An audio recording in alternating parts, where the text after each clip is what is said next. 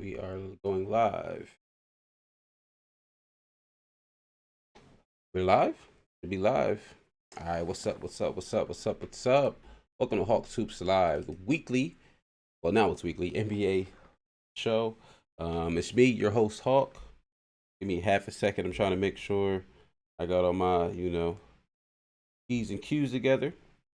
How you guys doing? Thanks for pulling up. Like I said, this is Hawks Hoops Live. The show happens every Wednesday, 8 o'clock, right here on my YouTube channel, Hawks Hoops. We did take 2 weeks off. I got married, guys, you know what I mean? And so we had to take 2 weeks off. We took off last week. We took off the week before. All right, connection acted a little funny. We should be all right. It's trying to act a little funny, but we should be all right. We're going to see how connection goes today in today's stream. Yeah, so we took 2 weeks off. I got married. I didn't have the time. Like, there was no way I was going to go live last week. We were on vacation. And then the week before was the day before the wedding, right before Thanksgiving. I mean, well, it was the day before Thanksgiving. There was just no way. So we took 2 weeks off, but now we're back. Story Rose, what's up? Thank you for pulling up, Story Rose. How you doing? And so we got a lot to talk about. The first thing I want to address is the fact that I now have 1,000 subscribers out of nowhere. Like, it happened absolutely out of nowhere. So if you have subscribed to this channel, I want to say thank you. Thank you so much. And a lot of you who subscribed came over from what is that called? YouTube Shorts. So I kind of want to give you a rundown of what to expect on the video side of things, because the YouTube Shorts will still come. Congratulations on your marriage. Thank you. The YouTube Shorts will definitely still come. Expect about at least one, maybe two of those a day. That's usually how I keep up with those. Those shorts can be found on all these platforms, really, that you see right here. On YouTube, you can stay them here. You can watch them on here. I post them on TikTok, and I'm also posting them on as reels on IG. You can catch them on there as well. But the live show, let me just give a quick rundown, because I know, like I said, we got a lot of new people that's to the channel. So if you're watching this, maybe after you're not catching it live, but you're watching it after. The live show happens every Wednesday at 8 o'clock. And the cool thing about it is, I'll open up the phone lines in a little bit, but the cool thing is you can call in, join the conversation, talk to me, share your hot takes live on the show. So the comment section, the chat will be reacting to your hot takes. You can talk to me, share, ask me questions, share your hot takes with me, and we kind of just have a conversation. But like I said, they're not open just yet. I'm hot right now. I am hot. It's my first show back in a little while. This light is beaming on me. So if you see me sweating a little bit, it might be a little bit of nerves, but it's also my first show with 1,000 subscribers. So we're going to go ahead and hop right into this. We got a lot of topics. I'm going to introduce the first topic, and then we'll open up the phone lines after I go to the first topic. So Shams tweeted this a couple days ago, and I think after this tweet, it's officially time to blow up the Indiana Pacers. I think it's time. We've given them a lot of time. We've given them some opportunities to try to do things. I really don't think it's going to work. Shams said, and I quote, make this a little bigger for y'all. How did I do that? I figured it out the other day. Nope. Let me see. Can y'all see this? How'd that look? Can y'all see this? Hold on.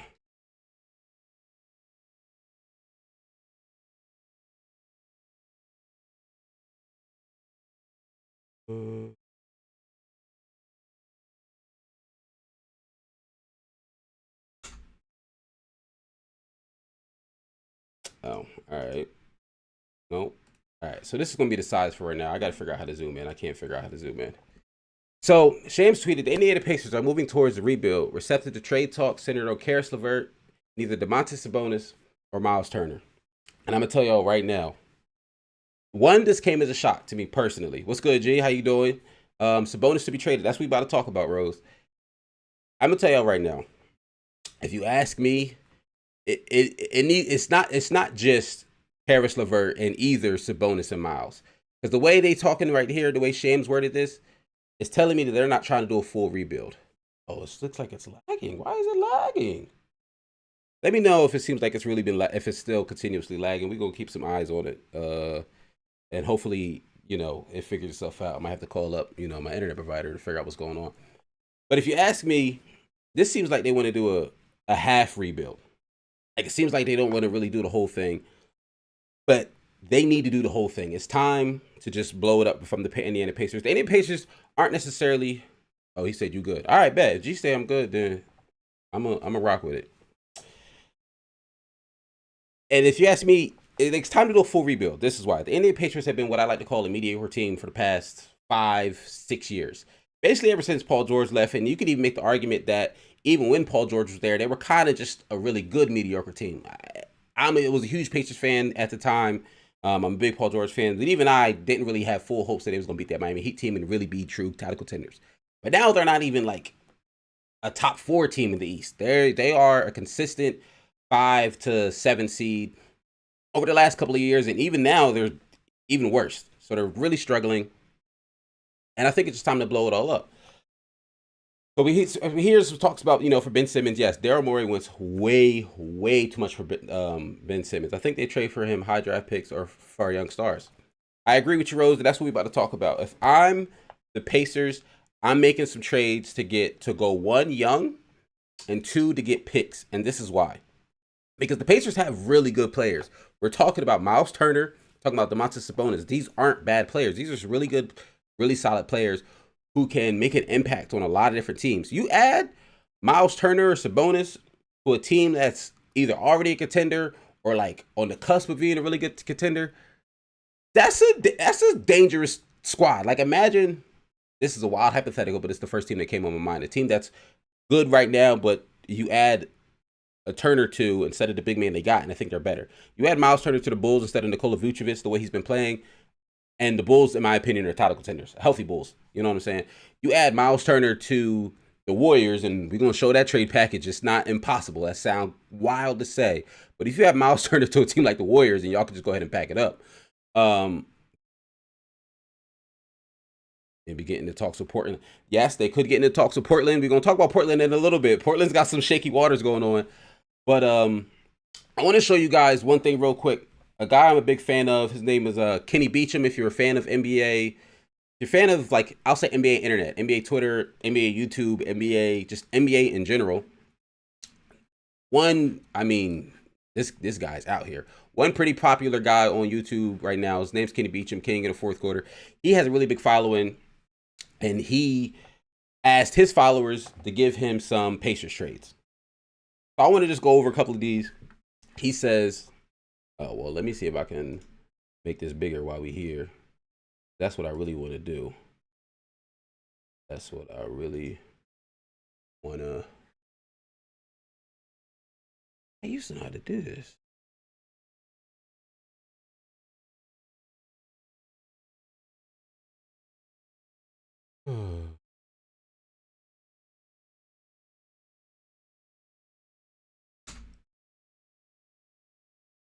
Nope.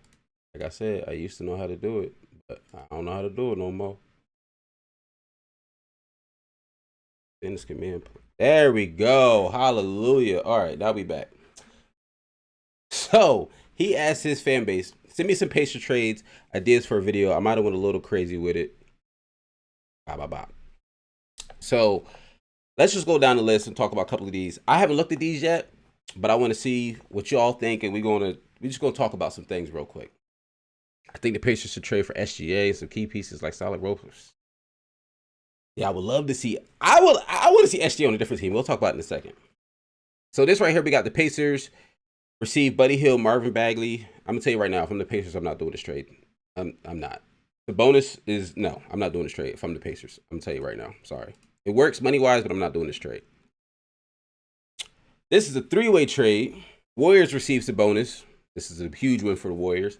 The Sixers would get Jeremy Lamb, T.J. Warren, Karis LeVert. Pacers get Ben, James Wiseman, Kuminga, Moses Moody. I'm the Sixers. I'm not doing this trade. I think you can get a lot more for Ben Simmons and Jeremy Lamb, T.J. Warren, and Karis LeVert. Although I do really like Karis, I wouldn't necessarily do this trade. I feel like you don't need T.J. Warren. We already have solid. I mean, he'd be a solid backup wing, but I don't love this trade if I'm the Sixers. I did see a trade here earlier that I do kind of like. So let me just keep scrolling real quick. Hold on now. Where's the rest of the tweets? Hold on. Because there was a lot in this thread. Oh, there we go. Show more replies. So this guy, Young Simba, I've seen him on Twitter a couple times. He's usually good at putting together some decent trades. He wants to do Pacers receive Derrick Jones Jr. Bulls receive TJ Warren. See, this is what I like because this would be a full blown blow up, and I think that's what they need to do. It needs to be a full blown blow up. We don't need to get no time to be going back and forth on whether or not we're going to keep some players, get rid of some players. If I'm the Pacers, I'm rebuilding. If I'm the Pacers. So if I'm the Pacers, I want people's picks, and I want young players. Derrick Jones Jr. is a nice young player. 2022 first round pick for Portland. And that could be low key an interesting pick because considering Portland might also be blowing it up, that can mean something. Kings receiving Sabonis, get rid of Marvin Bagley and Halliburton. Halliburton, I really like him, young guy. Also under contract, so you don't got to really worry about that. Marvin Bagley the third, only 1 year left on his deal, but you get 2 first rounds from the Kings. This, honestly, like, as much as I don't want to see another super team in the league, this is probably my favorite tweet. I mean, my favorite trade I've seen for proposed so far. Because Miles Turner on the Warriors, I think would truly be what they wanted Boogie Cousins to be. Remember when they signed DeMarcus Cousins and everybody was like, oh my gosh, they got DeMarcus Cousins. This team's about to be crazy. This team's really about to be out here. And then he just wasn't really DeMarcus Cousins. Like, he shoot a little bit, but he wasn't himself. Whew, I'm getting hot. He wasn't himself, and he wasn't looking like the normal Marcus Cousins we've known to love, to know and love. But Miles Turner on this team would be different. You got an elite rim protector.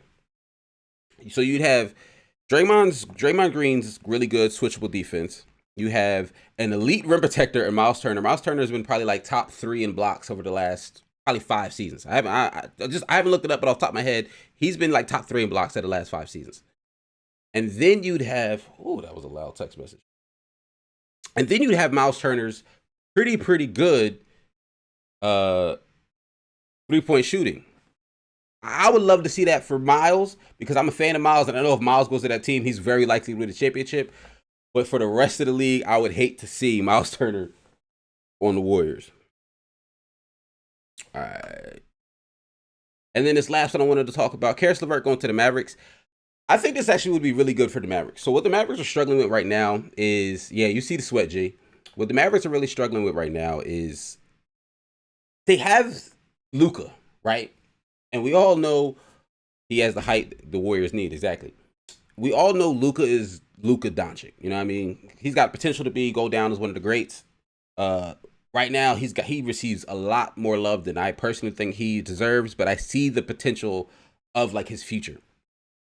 But I feel like the Mavericks need a secondary ball handler. Like a lot of the Mavericks offense is dribble by Luka, driving kick, and not a lot of other guys who can create their own shots. Porzingis had a couple stretches. He had the stretch, I made a TikTok about it a couple weeks ago, where I thought he was about to look like Knicks Porzingis, and then he went right back to looking like Dallas Porzingis once again. So if Porzingis can be himself and they can get a healthy version of Caris LeVert, I really like what that could turn out for that team. So now we're going to go ahead and open up the phone lines. If you want to call in, it's 609-365-0382. I'm going to keep talking about these Pacers for a little while longer before I move on. My main thing about the Pacers is, and I've said it, and I want to be the dead horse, I really just want them to blow it up. Like, I think it's really time. I don't want to see just a tenth of a trade. I don't want to see a half trade. I want a full reset from this Pacers team. I want, trust the process Pacers to happen. And the main reason is because, one, I think it'll be good for the Pacers franchise. You know what I mean? I think it'll be good for them. I don't think with the team they have constructed right now, they don't really have a way to add a superstar to that team. You know what I mean? And then if you want to be title contenders for real, you need like one, probably 2 superstars in today's NBA to be true, serious title contenders. Or at least fringe superstars. Like, you need bona fide all-stars. I don't even know if the Indiana Pacers have 2 bona fide all-stars. The Bonus is an all-star, and I thought Miles Turner could develop into an all-star, but I feel like I haven't really seen that from him yet. But the guys they do have on their team would, oh my gosh, just thinking about the guys on their team being added to some of these title contenders or these fringe title contenders, I think would be absolutely amazing. So I'm really looking forward to seeing what happens with this Pacers team. Similar to the Bulls setup. Yeah, very similar to the Bulls setup. But the thing is, I think the Bulls are set up way better than the Pacers, because the Bulls, I would say, are. I'm not gonna say the Bulls are title contenders. The Bulls aren't title contenders. Don't get me wrong. But the Bulls have two legitimate All-Star caliber guys, DeMar DeRozan and Zach LaVine. Those guys are All-Star locks. You know what I mean? And DeMar, based on his clutch performances, if you look at his numbers, their numbers are very, very similar between DeMar and Zach. But the way DeMar is playing, the way he's leading that team, DeMar is trying to be a superstar. DeMar is trying to look like Toronto DeMar again, because the way he's closing out these games. I saw a tweet the other day. DeMar's clutch stats are like he's like top 3 in all clutch categories, like percentage, points scored in the clutch, minutes played in the clutch. He is playing elite in those, late in the fourth quarters. So I said we were gonna talk about the Blazers. So that's our Pacers. You know what I mean? Like I said, Pacers, I want the Pacers, blow it up. Another team in that same vein I would love to see blow it up. They need to go ahead and say, all right, we did our best. We tried. It's time to pack it up. These Portland Trailblazers. So the Portland Trailblazers have had they stole our all-star piece away. I think the third best in the East behind the Nets and Bucks. Hey, that's not off. I'd agree. That's not off. Especially, look, and we Sixers fans, G. And the Sixers, we need to figure out. You think Ben can play with Dame? We're gonna talk about it in a second. The Sixers need to figure some things out. A healthy Sixers, though, I'll admit, me being biased, completely healthy Sixers, I'm taking over the Bulls. But let's talk about these Blazers. So the Portland Trail Blazers fired Neil O'Shea. I want to say that was December 1st. He was under investigation for a couple of weeks for some misconduct, and they decided to go ahead and fire him. And then some rumors come out. Well, not rumors. I'll say some reports came out that Dame says he wants to play with Ben Simmons. So the NBA Twitter world, the NBA, fan world, Philly fans is going crazy. Like, yo, can we get Dame? Can we get Dame? Can we get Dame?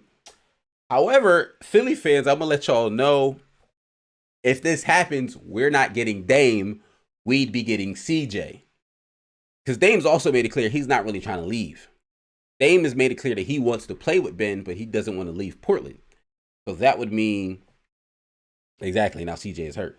And that would mean Dame would be staying, and then they'd be moving pieces around. Now, we're going to talk about in a second CJ's really, really, really unfortunate injury. He just got diagnosed with a collapsed lung. He's out indefinitely. Prayers up for CJ, speedy recovery. That is a wild and scary injury. Collapsed lung, can't breathe. Like, that's very, very scary. But so let's start back at the beginning. Back when Neil O'Shea was first fired, a lot of people were saying, myself included, I think I made a TikTok saying it was time to trade him. And I was saying it's time to trade both. Because if you ask me, I mean, the Blazers are, like, this is why I say it was time to trade both. Because the combination of Dame and Ben Simmons, like, if they did a trade for Ben Simmons, I would say maybe keep that. Because you can call that team potentially a title contender. You got Ben Simmons' elite defense. If Dame's being Dame, not this weird version that he's being this current season, you have an elite offense as well. But I don't really know if that's enough to truly, truly get you a title. But then on the flip side, if you're the Sixers, I would love to have Ben Simmons and CJ McCollum and Robert Covington for Ben Simmons. Money matches up. I'm not even like fighting over picks at that point. I truly think that would make the Sixers a legit title contender. I don't think people really realize how good CJ McCollum is. Like, CJ is nice, and I don't know if people really believe that or can see that or missing something. But CJ is a legitimate player, and he is nice. Let me go ahead. My fault. And because, golly. And mute this text thread that is going off. Do not disturb. Okay. What were we saying? And then, yes. So, now we got CJ with a collapsed lung. So, that tells me the Ben Simmons for CJ trade is off the table. I don't see anybody trading for CJ McCollum with a collapsed lung. And I'm not trying to like laugh, because it is really sad. Like, it really is sad. But it's almost like this is how much this Portland Trailblazers team is like crumbling to me almost. You lose your GM. Well, you fire your GM, excuse me. You got these rumors and reports saying that Damian Lillard wants to play with Ben Simmons. I want to say that statement also said like Aaron Gordon and somebody else. He was basically saying he wants more defense on his team, which is understandable. This Blazers team is dead last in defense, which is ironic because they signed Chauncey Billups as their new head coach. The reason they signed Chauncey Billups as their new head coach because Chauncey Billups was supposed to be known as this defensive stalwart, this guy who can bring great defense to the team and implement some good defense. They're dead last in defense this season. I mean, it doesn't matter. To me, it doesn't matter who your coach is. You can have Tom Thibodeau as your coach. We all know he's a great defensive coach. But if you don't have guys who can play defense, it don't matter if he's telling you to hedge or to switch on screens or y'all got the best switching scheme in the league and great recovery. If you don't got people who can stay in front of people or who can protect the rim or play help defense, it don't matter what scheme you're running. They don't have defensive players on that team. And that's their biggest issue, in my opinion. I see what I was saying. His numbers were some of the best at the beginning of the year. Oh, yeah. CJ's numbers. CJ was balling this year. CJ was trying to make an all-star team, if you ask me. Like, CJ was hooping this year. And then now it's very, very unfortunate he's injured. Same thing happened to him last season. CJ was hooping. If you ask me, last season, CJ was making an all-star team last season. And then he got injured once again. They need someone to take the ball out of his hands and give him a break because anytime in his close games, they're only guarding Dame. And now CJ can't take the ball in his hands because he's hurt. That is very, very true. But, and the reason I say I don't think Dame's going to be traded is actually because just yesterday, today's Wednesday, Tuesday, he was talking to the media, I want to say in pregame warmups, and he said, I don't know why everybody keeps saying I want to be traded. He said, I don't know why everybody keeps saying I want to be traded. I don't want to be traded. I have no desire to be traded. I want to work it out here in Portland. And it's admirable. Like, it really is admirable that he wants to stay in Portland, that he wants to be known as a guy who got it out the mud. Like, he wants to go down as, I mean, a wild comparison, but hold on. He wants to go down as like the Kobe's, stay with his team all year. Tim Duncan, stay with his team his whole career. Dirk, stay with his team his whole career. Now, I'm not saying he's on that level of those all-time greats in terms of accolades or none of that, because that's clearly not what I'm saying. But he wants to be known as these old school players who stay with their own teams instead of being players who move around. And that's not really what I want to get into, the thick of the weeds of your opinion on if players move or whatnot. But if I'm the Portland Trailblazers, you really got to think about what you're going to do, especially now with CJ's injury. He's no longer a movable piece. I don't know what you're going to do. My honest prediction is nothing's going to happen with this Blazers team. My honest prediction is nothing's going to happen. Because the fact that you fired Neil O'Shea, I think they would wait until they find their GM that they want to trust for the next, however many years to make this his actual team or her actual team, whoever they hire. Because right now they got an interim GM. I can't remember his name, but somebody from internally. So I think they're kind of running the team by committee. Like, they have an interim guy, but I don't think they're really going to let the interim guy make real decisions. You know what I'm saying? Because whoever they hire, for real, if they don't like what the decisions the interim guy made, they're going to try to put a team together that they believe in. So because they fired Neil mid-season, which is, I hate when teams do this. I hate when teams fire GMs. They ain't trying to leave, but he orders the narrative stuff. Look, I'm happy you say this, Rio. Hold on one second. I'm going to pull up an article. Dame's not trying to leave on the low.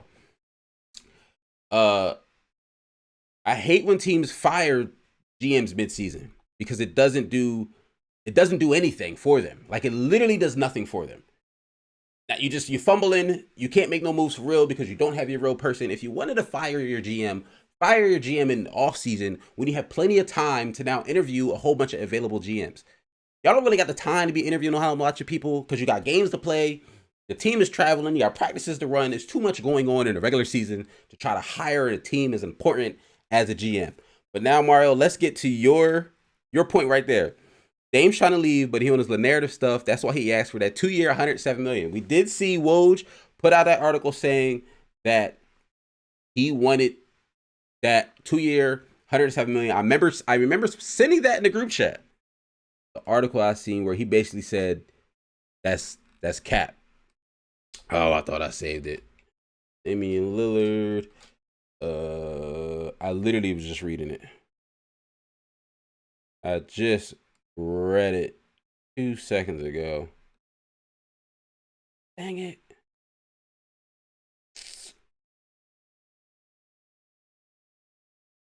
Basically, Dame put it on his Instagram story, and he put it on something on Twitter, basically saying, so it low key was giving me Kyrie Irving vibes because it was mad cryptic. It was like rumors shed light on the person who said the rumor, but not the actual truth.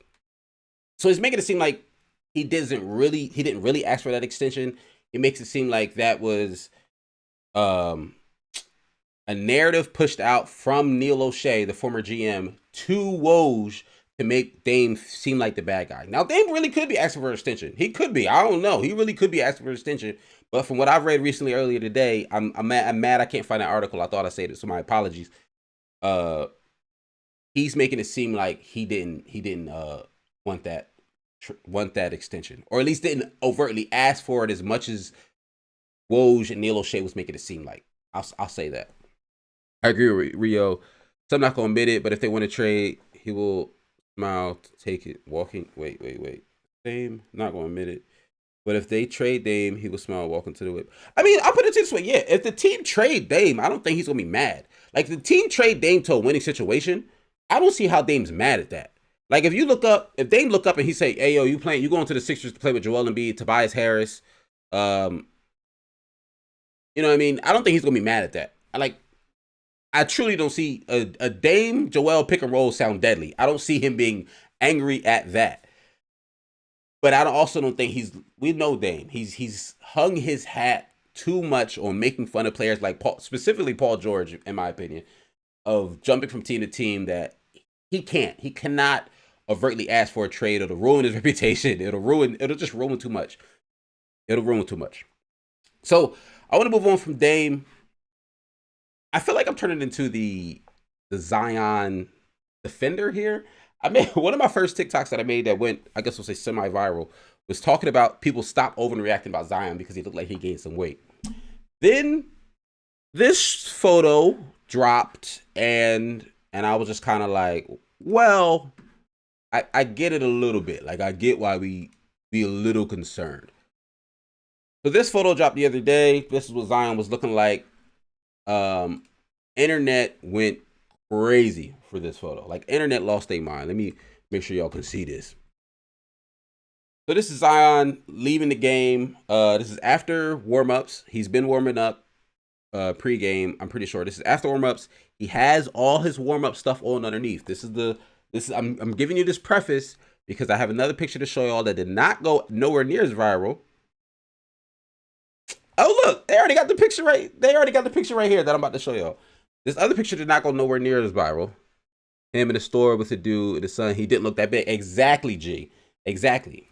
So this is the photo that everybody's been talking about. Like, yo, it seemed like he even bigger. How does he keep getting bigger, and get bigger? And I was like, guys, it's the clothes. But no one wants to talk about that. Everybody just wants to say Zion getting bigger. But then this is literally a more recent version of the same photo, and he don't look as big. Can I zoom this one in? Nah, it's not gonna zoom in for me. He don't look as big, guys. Riddle me this. He don't look as big. He look normal. If anything, in this, you ask me, he look good here. He got some definition in the shoulders, definition in the chest. He don't look nowhere near as big. So I'm just want to put it out there on notice now. So for all the people who calling the Zion fat, hating on Zion, when this man come back and go back to putting up 25, 26, 27 points a game like he did last season, shooting 50, 55, 60% from the field, I don't want to be here with, don't come to me and, because I'm going to tell you I told you so. Like, don't come to me asking me if I'm surprised. Don't ask me if I'm surprised how Zion's doing when he come back dropping 25 points on 60% from the field. Because I'm going to tell you I told you so. Because even before, when he was injured, when he was looking big, I said, guys, he's injured. He couldn't work out. He'll be straight. The NBA people going to get him right. He going to get with his coaching staff. He going to get back in these gyms. He going to be fine. Zion got the potential to be a generational talent. I feel like at first they was mad. They was just hype. All he did was dunk. Well, Duncan got him 26 points on 60% shooting last season. So if that's what Duncan going to get me, if I'm a player, if I'm a fan of that team, and if that's what my best player going to get me, 26 on 60%, and if all he doing is dunking, I'm going to take it. Look, I'm going to get off my Zion soapbox. I just had to go ahead and get that off my chest because I've been seeing a lot of people saying how big he's getting, talking smack, and I'm just like, guys, it's deeper than that. It truly, truly is deeper than that. All right, next on the docket, we got something a little more interesting. I haven't heard a lot of people talking about this team. They had a little bit of a slow start, um, but they're heating up lately, and that is the Milwaukee Bucks. They are playing very well as of late.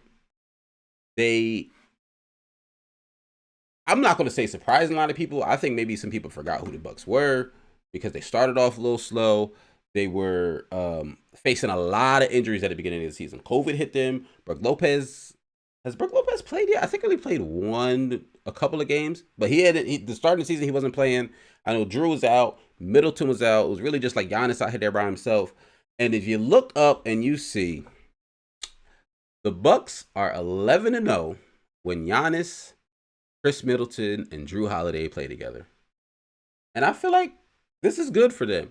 The fact that I feel like I'm not really seeing the mainstream media talk about how good the Bucks are right now. They're currently, what are the Bucks? They're currently 16-9. They're third in the East. They won 9 of their last 10. They're on a 2-game streak. Who did they lose to? Who broke that streak? Oh, the Raptors. Nice game against good game from the Raptors. And they're currently playing against the Heat 32-32. That's probably a good game. I don't turn that on after the show tonight. I feel like a lot of people aren't talking about the Bucks. The Bucks are good, guys. I'm telling you. And if I'm the Bucks fans, if I'm the Bucks organization, I'm not even mad people ain't talking about you. Like if I'm the Bucks, I'm like, yeah, let me slide underneath the radar. Let people forget about us. Because Giannis is looking still like Giannis, dominant, extremely dominant, only 27 years old, and got a Hall of Fame resume. Not even a Hall of Fame. He's got a Hall of Fame like greatest of an era type resume. Like he's gonna go down one of the greatest of the era already. He's only 27. Like his resume is ridiculous. So the Bucks are good. The Bucks are legit. I would love to see the Bucks make another deep playoff run and potentially end up back in the finals. Samuel, go Bucks. I feel that. Next thing we want to talk about, after giving some Bucks some praise, once again, don't forget, guys, are they open?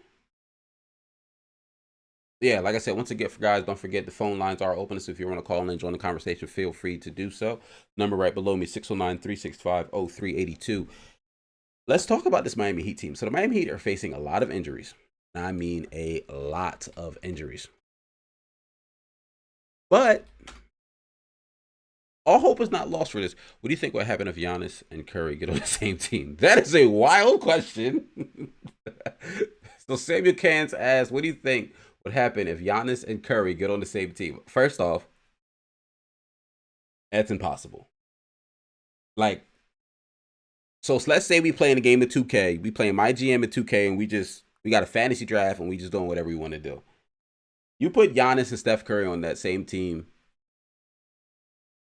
I don't even care who the role players are, like who the other players are. Like you can give them a team. Once again, like since we talking 2K logic, you can give them to a team full of 70 overalls, and I guarantee you they're gonna win at least 55 games, probably 60 games. Just them two on the same team. That's how dominant those guys would be. Adam would block that.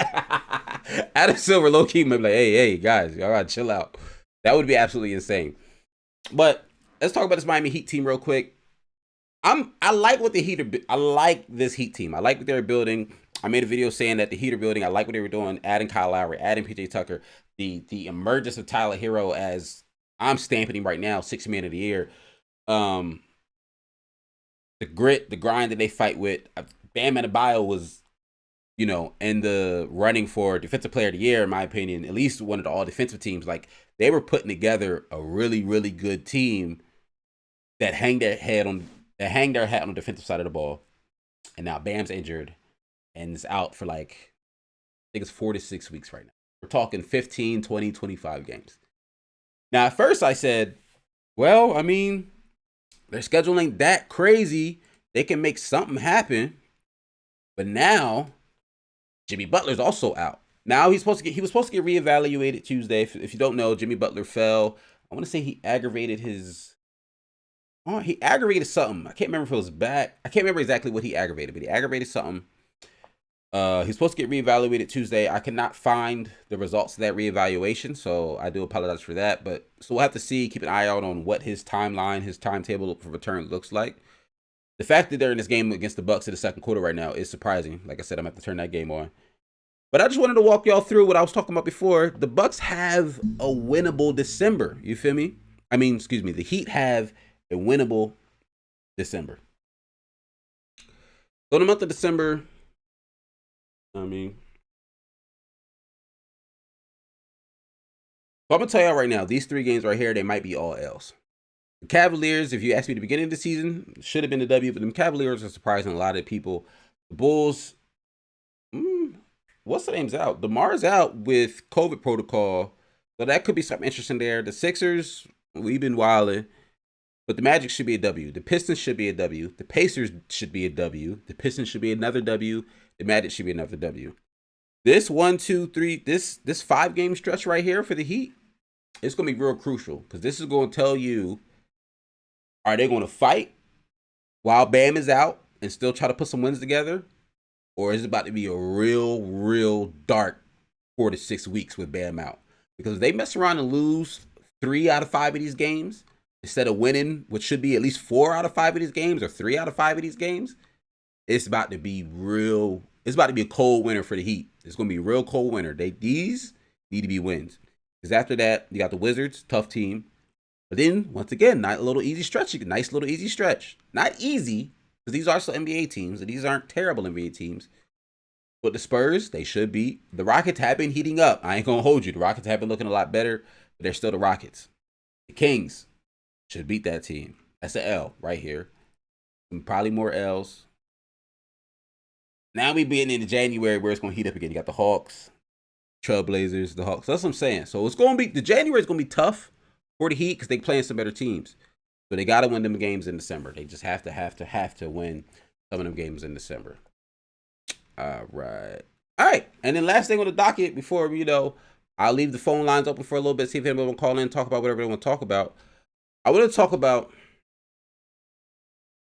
this. I'm going to let this video play. And then I just want to talk about it for a little bit because y'all probably seen it already.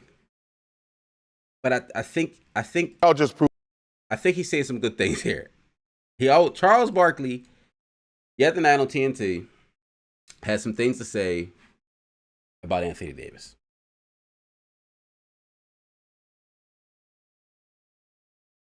Players. Y'all just proved my point again. For the first month of the season, y'all blame everything on Russell Westbrook for the Lakers putting all them old ass geezers together, and y'all blame Westbrook. Now I hear y'all gonna fire Frank Vogel. Listen, Russ is learning. Frank Vogel is a terrific coach. Putting all them old ass geezers together and just trying to blame other people, it ain't right and it ain't cool. Listen, Anthony Davis, you got to play better. I said on this first night, if the Lakers were going to be any good, it was all going to be on you. Has nothing to do with Russell, had nothing to do with LeBron and the rest of them old ass geezers they put together out there. But now y'all uncrossed the line because I really like Frank Vogel. And listen, it ain't his fault, but listen, it's in my opinion, I blame Anthony Davis. Anthony Davis, you know I like you as a person, but you ain't doing what you're supposed to do. You're 27 years old. You're supposed to be in your prime. You're supposed to be one of the 5 best players in the world, up there with Giannis, Kevin Durant, and those guys. And you ain't holding up your end of the bargain. So now I hear y'all gonna fire the coach. That's total BS, man. Now I feel better. Well, wouldn't it been? And that's why we're here, to make you feel. All right, now, we heard what Chuck got to say. Honestly, LeBron shouldn't be carrying these last 3 couple of games. He's 36, 37. Hey, what RDC World say? I'm 36. What RDC World say? I'm 36. You know what I mean? Charles be saying a lot of wild stuff on TNT. You know what I mean? He says a lot to get ratings. He says a lot to go crazy viral on Twitter. But every now and then that man be spitting. And right now, this man is spitting. Sam, we're going to talk about Anthony Davis stats in a second. I'm going to give you a rundown of that, what that's looking like. The Lakers, going into this offseason, The Lakers made a ton of moves. I'm sorry, going into this regular season, the Lakers made a ton of moves. Adding Westbrook, adding Melo, signing Rondo again, signing, what did I say? They brought back Avery Bradley. A lot. They made a lot of signings. And what did everybody say? What did everybody say? And look, what did everybody say? How is it going to work? Is it going to work? How is it going to work? How Frank Vogel going to figure this out? How is it going to work? Because everybody had second thoughts. Everybody was trying to figure out what was going to happen. And now, the beginning of the season, everybody's blaming Russ. Everybody's blaming Russ. Everybody's blaming Russ. I was one of the few people I feel like that I saw come to Russ's defense, basically saying, y'all, this is his third season on his third team. He's got to relearn this offense. He's got to get back into rhythm. Like, it's a whole nother offense to learn.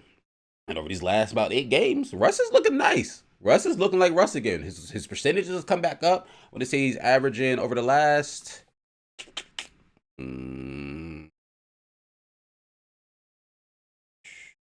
over the last 8 games, Russ is averaging 23 points, 36% from the 3. We already know he ain't a crazy 3-point shooter, but 36%, I'm going to take that from Russ. And 50% from the field. His turnovers are still wild. He's averaging 6.9 turnovers. His turnovers are still wild, but he's shooting better. You know what I mean? I'm sorry. I was reading his rebounds. Turnovers is 3.6. I'm going to take 3.6 rebounds from Russ. Now, I know that's not still great, but I'm going to take that from Russ. Russ is picking it back up. But like G said, Anthony Davis, the Los Angeles Lakers defense is absolutely abysmal. It's too many times where it's like literally offensive players can walk to the paint and put up a layup, cut to the paint, put up an easy layup. It's so easy to score against this Lakers team, leaving players wide open. There's no rotations. There's no effort, energy. They look like old guys. There's no. I feel like they don't gotta have a guy who has like a fight in him, like a dog. They don't really have a real dog in that team, a real fight in their team. Somebody who's going to try to do the extra plays and really go all out for this team, and it's showing up on the defensive side of the ball. But getting back to the conversations with Anthony Davis, I know Samuel asked what his stats were looking like. Anthony Davis this season is averaging 24 points a game, right? 54% from the field, but shooting a wild 18% from 3. And at one point, I remember seeing this. This was like last week when I was on my honeymoon. I remember seeing Anthony Davis was the worst jump shooter in the league.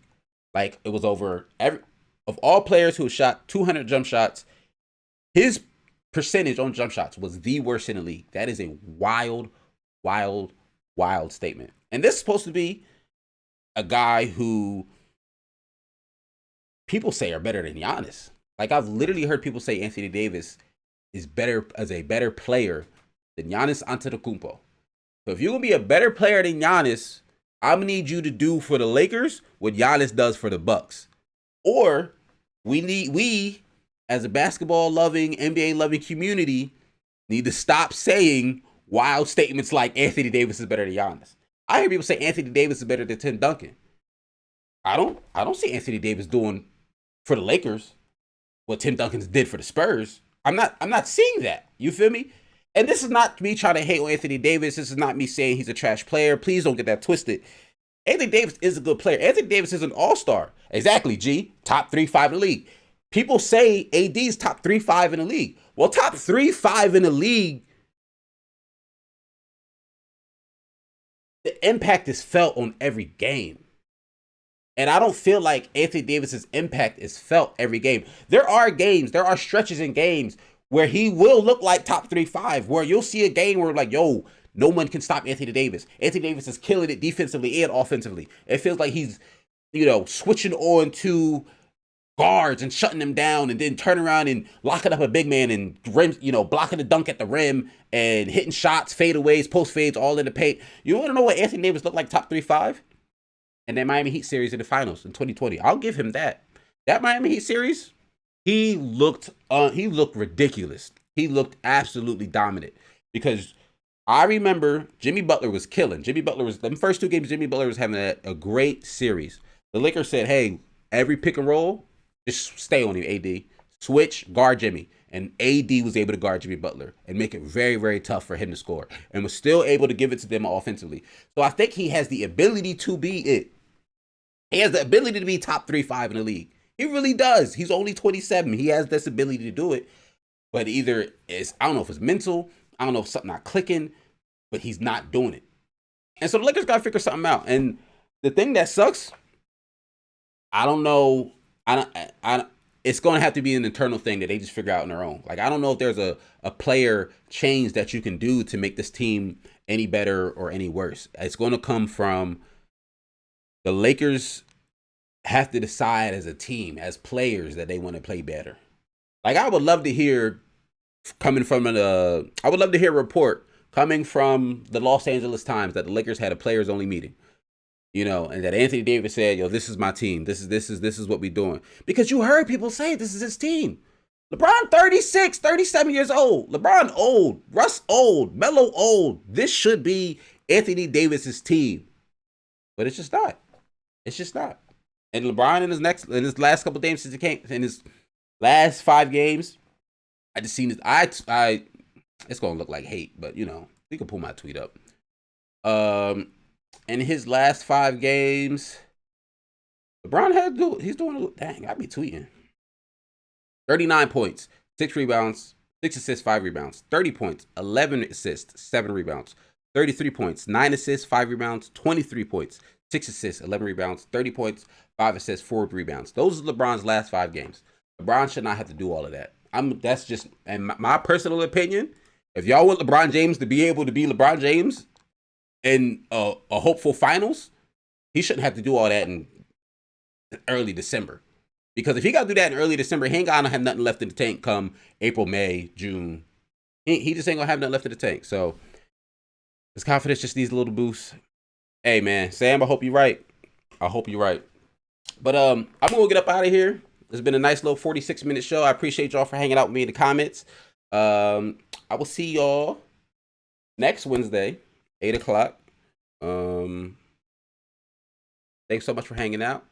And I will, you know what I mean? Follow me on all platforms. You feel me? Subscribe. If you're watching this, let me say this. If you made it this far in this video and you ain't subscribed, you wildin'. You wildin'. So go ahead and hit the subscribe, hit the like. Appreciate y'all. And I see y'all next week. I'm out. Peace.